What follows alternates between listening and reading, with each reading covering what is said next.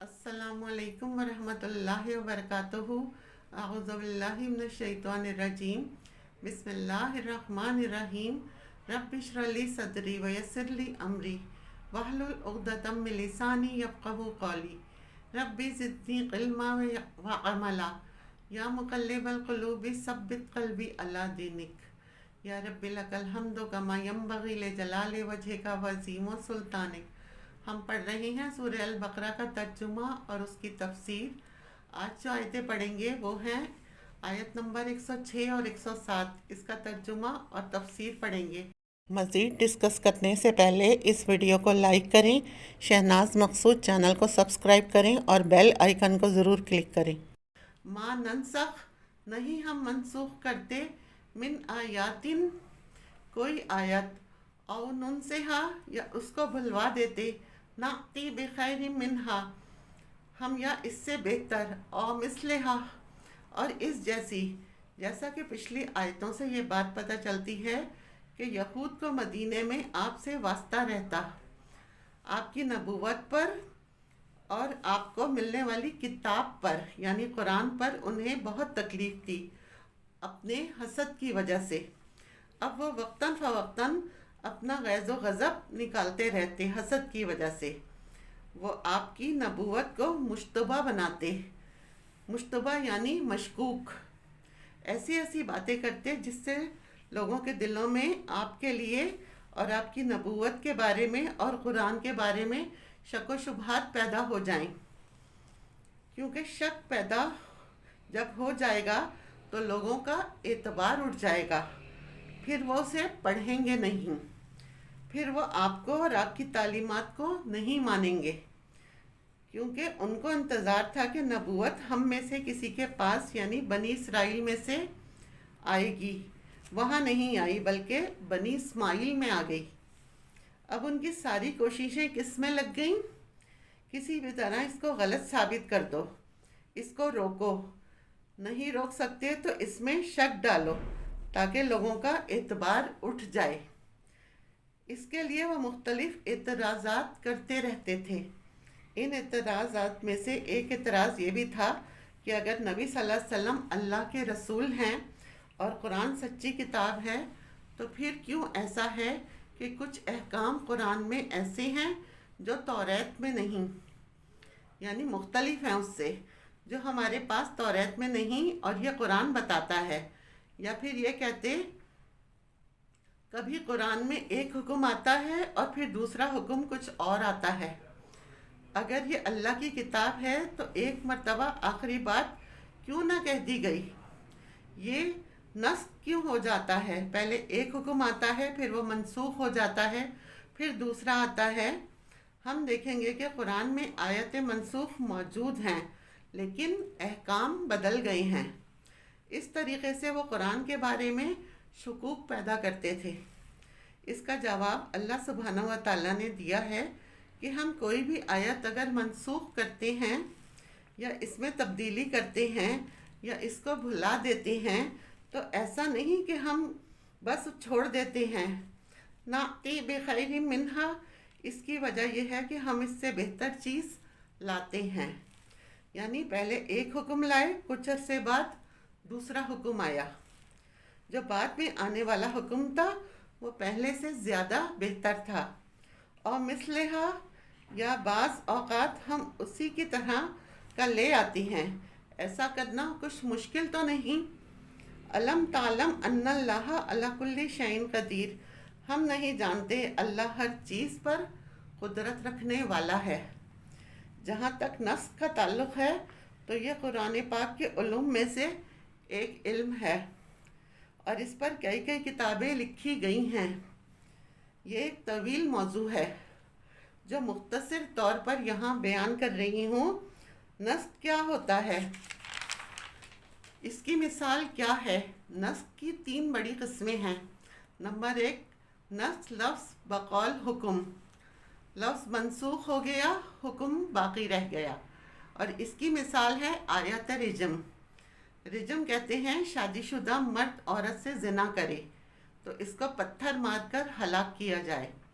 ये आयत पहले कुरान पाक में मौजूद थी لیکن بعد میں اس آیت کو اٹھا لیا گیا، مگر حکم موجود ہے۔ اور حضرت عمر رضی اللہ تعالیٰ عنہ کی روایت میں صحیح حدیث میں اس کی مثال ملتی ہے۔ ایسا کیوں کیا گیا؟ یہود کے پاس تورات میں حکم موجود تھا، لیکن وہ اس پر عمل نہیں کرتے تھے۔ مسلمانوں کے پاس حکم آیا، آیت لے لی گئی، لیکن پھر بھی وہ اس پر عمل کرتے تھے۔ تو اس کے پیچھے ایک حکمت تھی۔ نمبر 2، حکم منسوخ، آیت باقی، لفظ باقی۔ پہلی میں کیا تھا؟ لفظ منسوخ، حکم باقی۔ دوسری میں الٹ، کیسے؟ حکم منسوخ، آیت باقی۔ جیسے سورہ انفال کی آیت 65 اور 66۔ ایسا کیوں؟ آیت کیوں باقی رکھی گئی؟ تاکہ آیت پڑھنے کا ثواب ملتا رہے۔ اور پھر یہ دکھانا بھی مقصود تھا کہ اللہ جو چاہتا ہے وہ کرتا ہے۔ وہ آیت دیکھ کر حکم بھی مٹا سکتا ہے، اس کی جگہ ایک اور حکم لے آتا ہے۔ نمبر 3، نہ آیت رہے نہ حکم، جیسے رضاعت کا حکم ہے۔ رضاعت کی حرمت کے بارے میں آیت موجود تھی۔ حضرت عائشہ رضی اللہ تعالیٰ عنہ کی روایت ہے، جس میں 10 دفعہ دودھ پینے سے حرمت واجب ہوتی ہے، پھر وہ 5 مرتبہ میں بدل گئی، پھر وہ آیت چلی گئی، لیکن حکم ابھی بھی باقی رہا۔ یہ دونوں طرح کا نسخ ہو گیا۔ ایسا کیوں ہوا؟ اس کی کیا حکمت تھی؟ اس کا سب سے پہلا فائدہ تو یہ ہے کہ اللہ تعالیٰ کو یہ بتانا مقصود تھا کہ اللہ جو چاہتا ہے وہ کرتا ہے۔ وہ جس چیز کو چاہتا ہے مٹا دیتا ہے، اور جس کو چاہتا ہے باقی رکھتا ہے۔ پھر ایک اور چیز یہ کہ کسی آیت کے پہلے آنے اور اس کے بعد اس کے مقابلے میں ایک اور چیز کے آنے کا فائدہ یہ ہوتا تھا کہ دین آہستہ آہستہ اتر رہا تھا۔ مثلاً شراب کا حکم 3 اسٹیپس میں آیا۔ نمبر 1، سورہ البقرہ کی آیت نمبر 219، پہلی آیت تھی یہ۔ پھر نمبر 2، سورہ نساء کی آیت نمبر 43۔ پھر نمبر 3، المائدہ کی آیت 90 اور 91۔ پہلی آیت میں حکم تھا، یہ آپ سے پوچھتے ہیں خمر اور میسر کے بارے میں، یعنی شراب اور جوئے کے بارے میں، کہہ دیجئے ان میں بھی نقصان ہیں اور کچھ فائدے بھی، اور نقصان فائدوں سے زیادہ ہیں، یعنی ذہن تیار کیا گیا پہلے۔ پھر کچھ عرصے کے بعد دوسری آیت آئی کہ جب تم نشے کی حالت میں ہو تو نماز نہ پڑھو، یعنی مزید تیاری کرائی گئی۔ پھر کچھ عرصے کے بعد تیسرا حکم آیا، اور وہ کیا تھا؟ یہ شیطانی عمل ہے، ان سے بچو۔ اس سے کیا پتہ چلتا ہے کہ پہلے شراب سے بچنے کے لیے لوگوں کو ذہنی طور پر تیار کیا گیا، پھر آہستہ آہستہ مزید ان کو پریپیئر کیا گیا، آخر میں حرمت کا ذکر کیا گیا تاکہ لوگ اسے ختم کر دیں۔ یہ مدینے میں تیسرا حکم آیا تو لوگوں نے ایک گھونٹ لیا اور دوسرا گھونٹ چھوڑ دیا، پورا اسٹاک ختم کر دیا، بہا دیا۔ کئی دن تک مدینے کی گلیاں شراب کی اسمیل سے آلودہ رہیں، کچھ گھر میں نہ چھوڑا، سب بہا دیا۔ یہ کیسے ہوا؟ آہستہ آہستہ ان کی ذہنی تیاری کی گئی، ایک چیز پہلے ہٹا کر دوسری دی گئی، دیکھنے میں دونوں میں کوئی فرق نہیں، لیکن دوسرے حکم کا اجر و ثواب پہلے سے زیادہ تھا۔